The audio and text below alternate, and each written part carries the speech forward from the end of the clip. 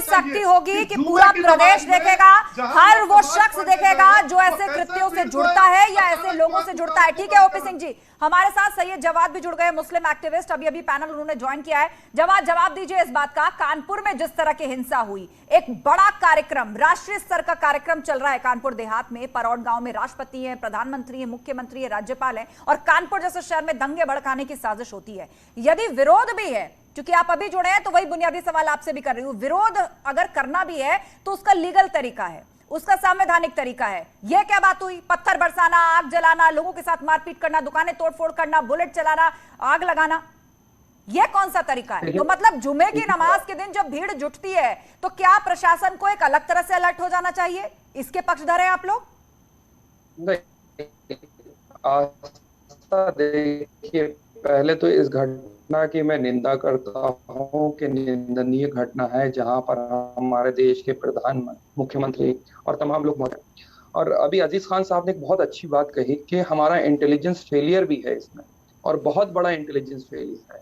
देखिए, इस बात को कहने में मुझे कोई गुरेज भी नहीं कि जो जफर हाशमी साहब थे, उन्होंने 2-3 दिन पहले एक कॉल दी थी कानपुर बंद होने के लिए।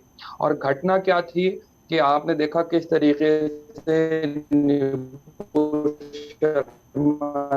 जवाद जी, आपकी आवाज क्लियर नहीं आ रही है, शायद कुछ कनेक्शन में दिक्कत है। मैं पीसीआर से कहूंगी जब तक वो दुरुस्त करें, लेकिन आपने अपना पॉइंट रखा, आपने भी इसको इंटेलिजेंस फेल्योर बताया, और हमारे साथ AK जैन जी जुड़े हुए हैं, XDGP।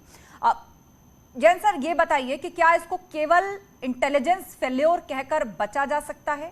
बार बार ऐसे इवेंट्स हो रहे हैं, बार बार ऐसी घटनाएं हो रही हैं। इससे पहले भी पूर्व में जब प्रधानमंत्री मोदी का कानपुर में एक कार्यक्रम था तो सिक्योरिटी कॉम्प्रोमाइज हुई थी। आज एक बार फिर से सुनियोजित तरीके से ऐसा लग रहा है कि जैसे ये पूरी प्लानिंग की गई थी। देखिए, जो पहली घटना थी, जब पहली बार प्रधानमंत्री आए थे, उस प्रकार की घटना को ना कोई अभी सूचना इस प्रकार की मिल सकती है कि 4-5 लोग इस प्रकार की साजिश रच रहे हैं, गाड़ी में आग लगाने की और ये सब करने की। ये जो सख्त एक्शन उस पर किया गया, वही उसका जो है तरीका है उसको रोकने का। रही बात यहाँ की, मुझे बहुत ज़्यादा डिटेल्स नहीं पता है कि कब कॉल दी गई, क्या दिया गया। अगर कॉल बहुत पहले से दी गई थी और इसकी तैयारी थी कि यहाँ पर बंद बुलाया जाएगा और बंद यहाँ पे किया जाएगा जुम्मे की नमाज के बाद, तो यहाँ पर निश्चित रूप से यहाँ पर फोर्स लगना चाहिए था। उत्तर प्रदेश में कोई कमी नहीं है, 2 कंपनी PSC वहां भेजी जा सकती थी और वहां पर बाकायदा पेट्रोलिंग होनी चाहिए थी। और ये बहुत इंपॉर्टेंट पॉइंट है कि क्या इस तरह का प्रोटेस्ट होगा, इसके लिए डिक्लेरेशन या इसके लिए प्रशासन को पहले से बताया गया था, अवगत कराया गया था? ये बड़ा सवाल है, क्योंकि यदि प्रशासन के पास इसकी सूचना थी, जुमे की नमाज के बाद वहां स्थिति अचानक संवेदनशील ना हो जाए, तो उसके लिए प्रशासन की तैयारियां क्यों नहीं थी? क्या इस बात में सच्चाई है कि पहले से अवगत कराया गया था कि हम कोई प्रोटेस्ट करने जा रहे हैं? इस पर हम सवाल पूछेंगे, लेकिन प्रोफेसर गीता भट्ट हमारे साथ जुड़ी हुई है, DU की प्रोफेसर है, राजनीतिक विश्लेषक है। गीता भट्ट जी, बताइए, क्या इसको संयोग कहा जाना चाहिए या फिर से ये किसी प्रयोग का हिस्सा नजर आ रहा है?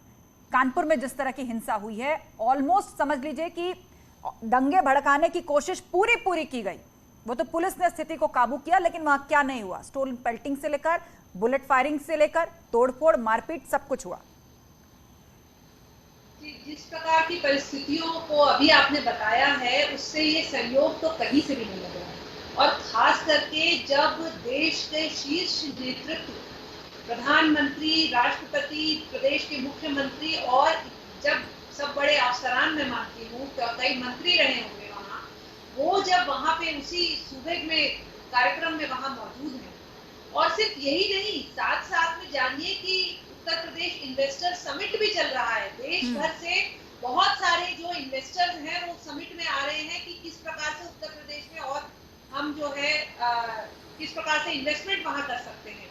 ऐसे समय में इस तरह की अराजकता का माहौल बनाकर, और सिर्फ इस बात पर कि एक किसी प्रवक्ता ने एक कोई बयान दिया उसके लिए, जो कि कई जिसके दिन हो चुके हैं, और उसको एक तरह से बहाना बनाकर वहाँ कानपुर की जो शांति है उसको भंग करने का जो प्रयास किया गया है, ये कहीं से भी सहयोग नहीं हो रहा प्रतीत होता है।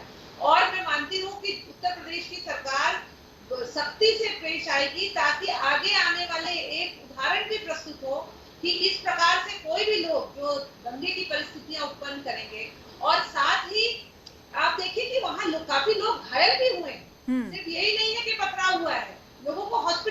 बिल्कुल, लोगों को चोटें आई हैं, पुलिस कर्मियों को चोटें आई हैं, और जिस तरीके से पत्थर से पटी हुई पूरी सड़क आप विजुअल्स में देखिए जो हम लगातार दिखा रहे हैं, वो बताता है कि कितने बड़े पैमाने पर पत्थरबाजी हुई है। और बड़ा सवाल ये भी है, क्योंकि सवाल ये उठ रहा है कि घटना सुनियोजित, इतने पत्थर थे क्या वहां पे जिनको उठाकर फेंका गया? कहीं और से तो उनको नहीं लाया गया यदि ये घटना सुनियोजित है? इसका जवाब लेते हैं डॉक्टर अजीज खान से। डॉक्टर अजीज खान, बताइए। जी, क्या सवाल है? सवाल ये कि क्या ये घटना सुनियोजित थी, या आप भी वही बात कहेंगे जो अभी अभी जवाद जी ने कही कि पहले से ज्ञापन दिया गया था, प्रशासन ने तैयारी नहीं की? ये सवाल हम सरकार से भी पूछेंगे कि कोई ऐसा ज्ञापन मिला था?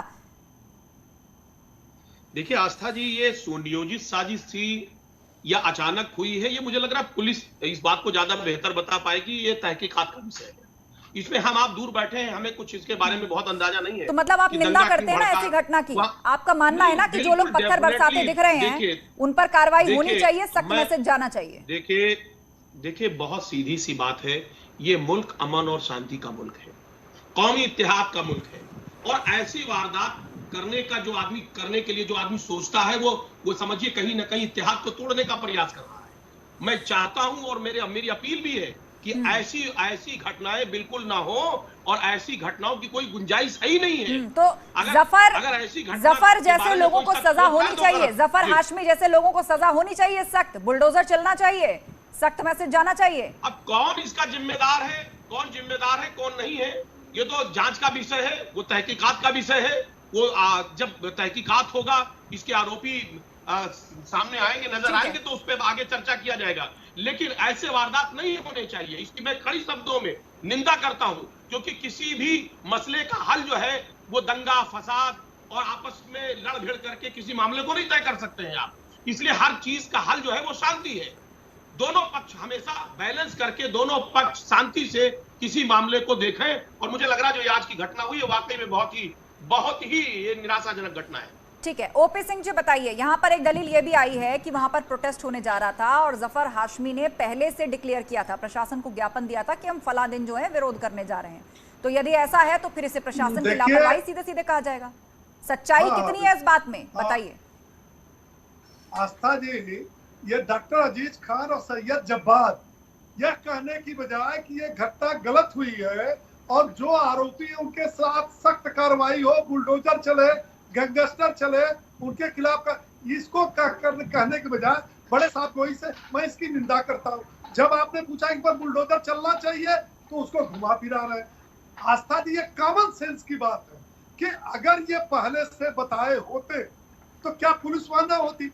दूसरी बात यह है कि मैं ये कह रहा हूँ कि ये सुनियोजित था और पहले से लोगों ने जुमे की नमाज में तय किया उस दिन। तो ये बताइए कि अगर सुनियोजित नहीं था तो अचानक उतने पत्थर कैसे आए, पेट्रोल बम कैसे आए, कैसे भीड़, अचानक कार्रवाई होनी चाहिए या नहीं होनी चाहिए? कब कार्रवाई कर, मतलब ये हुआ। आप बताइए ना, भारतीय जनता पार्टी के और ये पहले से अगर बताते तो निश्चित रूप से उनका इलाज हो गया। एक मिनट, एक एक करके बोलिए। जफर जी, आप कुछ कहना चाहते हैं? ठीक है, ओपी सिंह जी, आपने निंदा की, आपने सवाल उठाए।